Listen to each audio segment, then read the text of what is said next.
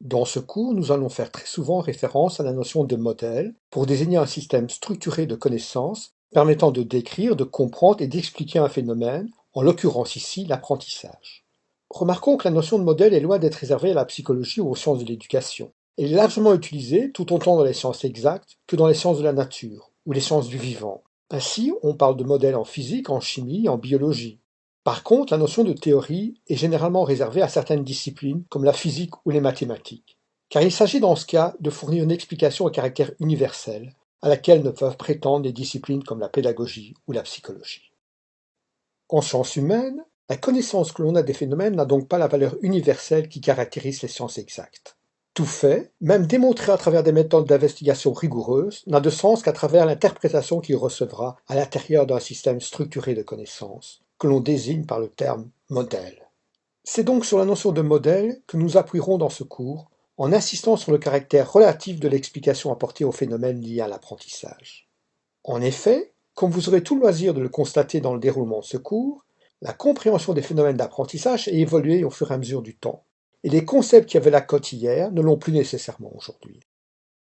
Une autre caractéristique importante attachée à la notion de modèle relève du fait que cette notion repose sur des hypothèses qui, en principe, doivent être clairement explicitées pour assurer la validité des conclusions qui seront tirées sur la base du modèle considéré. Par exemple, on s'accorde généralement sur le fait que le modèle behavioriste repose sur l'idée d'accumulation des connaissances, à la manière dont on bâtit un mur, brique après brique, alors que d'autres modèles, le modèle constructiviste par exemple, met davantage l'accent sur la restructuration des connaissances. Toute connaissance nouvelle étant le résultat de la restructuration des connaissances déjà acquises, qui serviront de support aux nouveaux apprentissages. Un modèle est donc un système d'explication d'une réalité qui repose sur certains présupposés, certaines hypothèses. Par exemple, l'idée que l'apprentissage implique une construction active de la part du sujet qui apprend a donné lieu à une appréhension radicalement différente des phénomènes d'apprentissage et a engendré la naissance de nouveaux modèles qui tranchaient radicalement par rapport à la manière dont l'apprentissage était compris jusqu'alors. Comme nous venons de le souligner, la connaissance des modèles d'apprentissage nous aide à comprendre comment se déroule l'apprentissage. Mais elle nous permet également de concevoir des actions et des dispositifs de formation plus cohérents et plus efficaces. Les modèles d'apprentissage dont nous traiterons dans cette unité concernent ce qu'on peut appeler l'ère moderne des théories de l'apprentissage. Ainsi, les premiers travaux auxquels nous ferons référence remontent à la fin du XIXe siècle.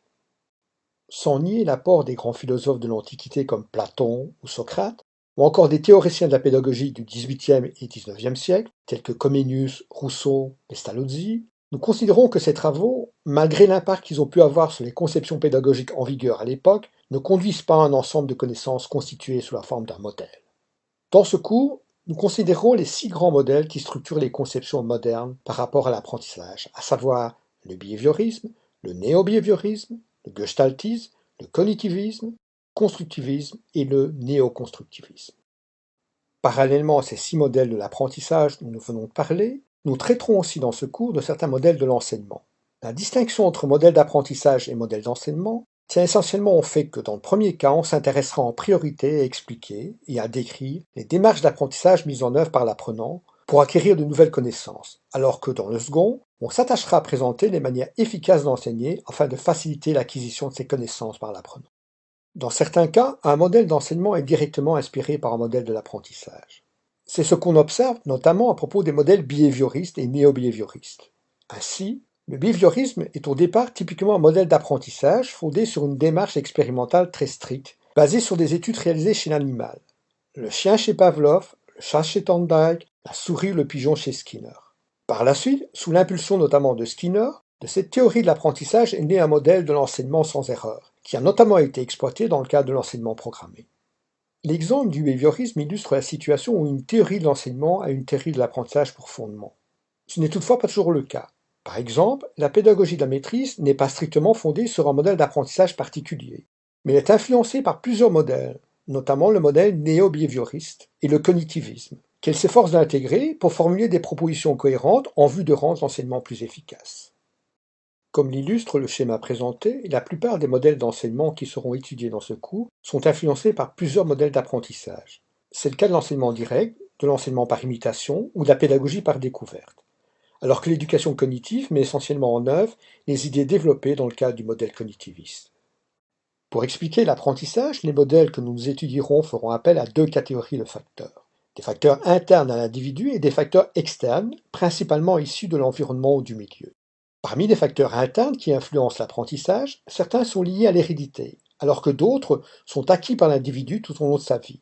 Aujourd'hui, la plupart des auteurs s'accordent sur l'idée que le développement de l'individu implique une interaction étroite entre inné et acquis.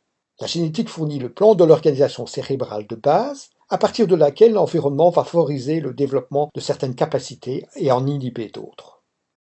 Le début du XXe siècle a néanmoins été marqué par une forte tension entre deux approches. La première issue des travaux des chercheurs américains Watson et Thorndike et du chercheur soviétique Pavlov est connue sous l'appellation behaviorisme ou comportementalisme. La seconde trouve sa source dans les travaux de chercheurs se revendiquant de la psychologie de la forme, aussi appelée gestaltisme, qui, à partir de leurs expériences sur la perception, ont mis en évidence un certain nombre de principes qui régissent l'apprentissage humain. Comme nous le verrons, entre ces deux courants, les sujets d'opposition n'ont pas manqué, en particulier en ce qui concerne les méthodologies de recherche mobilisées. Les behavioristes se refusant de prendre en compte tout élément qui ne serait pas observable, et les tenants de la psychologie de la forme revendiquant le droit de faire appel à des méthodes s'intéressant aux mécanismes mentaux internes, qui par nature ne sont pas directement observables. Un autre point d'achoppement entre behavioristes et gestaltistes concerne l'origine de l'apprentissage. Pour les behavioristes, l'origine de l'apprentissage est à trouver dans l'environnement. C'est l'environnement qui modèle et construit le comportement de l'individu. Alors que pour les gestaltistes, certains éléments innés, appelés bonnes formes, peuvent avoir un effet direct sur le comportement de l'individu. Dans le débat entre inné et acquis, de nombreuses voix se sont fait entendre depuis les oppositions entre behavioristes et gestaltistes. Ainsi, les socioconstructivistes, pour lesquels les éléments innés ne sont guère intéressants, affirment que ce qui compte, c'est le modelage par l'environnement, en particulier l'environnement social et culturel. Piaget, en tant que constructiviste, adopte, pour sa part, une position intermédiaire, en reconnaissant que certains acquis de base peuvent exister, mais en insistant sur le fait que ce qui est important, c'est d'accompagner leur développement, en tenant compte d'un processus de maturation sur lequel il est fort difficile d'intervenir directement. La psychologie cognitive reconnaît la double contribution de l'inné et de l'acquis en soulignant à la fois l'importance du potentiel inné et la nécessité de bénéficier d'un environnement stimulant pour assurer un développement harmonieux de l'intelligence humaine. Les neurosciences, tout en reconnaissant l'origine génétique des principaux circuits du cerveau, affirment que ces circuits ont une grande capacité à se modifier sous l'action de l'environnement. Ainsi, l'éducation doit tirer parti de la plasticité cérébrale, qui est particulièrement développée chez l'enfant, pour pousser les capacités cognitives de l'individu aussi loin que lui permet son potentiel inné. Même des lésions importantes du cortex cérébral à la naissance peuvent être compensées en réorientant les fonctions cognitives ou motrices vers des circuits cérébraux proches.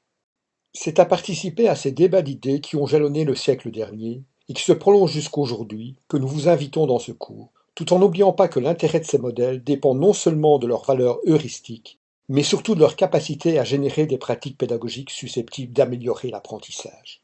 C'est donc entre théorisation et exemples pratiques que nous tenterons de cheminer dans l'itinéraire qui vous est proposé pour les 5 prochaines semaines de ce cours.